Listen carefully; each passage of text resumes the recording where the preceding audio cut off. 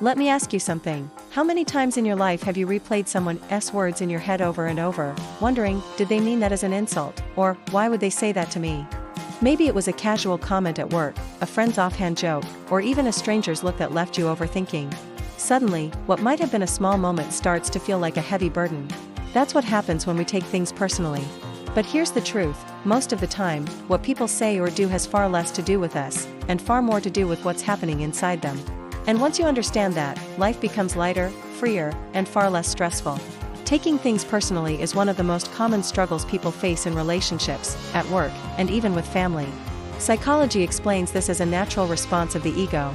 The ego is that inner part of us that constantly wants to protect our identity, our worth, and our image. So when someone criticizes us, ignores us, or even just looks at us the wrong way, the ego sounds the alarm, you're being attacked.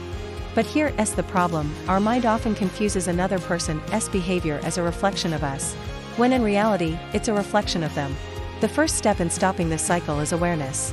The next time you feel offended or hurt by someone's words, pause and ask yourself, is this really about me, or is it about them? You'll often realize that people project their moods, insecurities, and frustrations outward.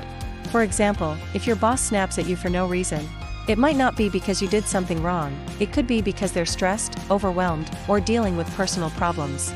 By separating their behavior from your worth, you immediately take away its power to hurt you. The second step is to build a strong sense of self. When you know your values, your strengths, and your worth, outside opinions don't shake you as much. Imagine someone calling you lazy when you know deep down you work hard every single day.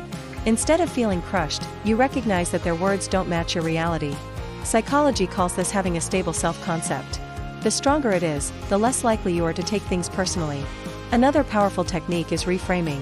Instead of thinking, they insulted me, shift the perspective to, they are showing me their own state of mind. When someone criticizes harshly, it often reveals their frustration, pain, or need for control. This doesn't excuse bad behavior, but it frees you from carrying their emotional baggage. You stop internalizing and start observing. And let's talk about humor, one of the most underrated tools in psychology. When you can laugh at small jabs or lighthearted comments, you instantly remove their sting. Humor creates distance between you and the negativity, making it harder for the words to stick. Instead of reacting with defensiveness, you disarm the situation with lightness. It's also important to remember that not every comment deserves your emotional investment. Every day, you have a limited amount of mental and emotional energy. Do you really want to waste it on strangers online, rude coworkers, or small misunderstandings? Learning to let go is not weakness, it's wisdom. It means you're choosing peace over pointless battles. Finally, practice self-compassion. Sometimes, the reason we take things personally is because deep down, we believe the negative things people say about us. If someone calls you not good enough, and part of you fears that it might be true, their words cut deeper. But when you treat yourself with kindness, forgiveness, and understanding, criticism doesn't sink in as easily. Self-love acts like a shield, it protects you from unnecessary wounds. So, the next time you feel hurt by a comment or an action, pause and remind yourself, this isn't about me, it's about them. When you strengthen your sense of self, learn to reframe situations, add a touch of humor, protect your energy, and practice self-compassion, you rise above the habit of taking things personally. You no longer hand other people the power to control your emotions.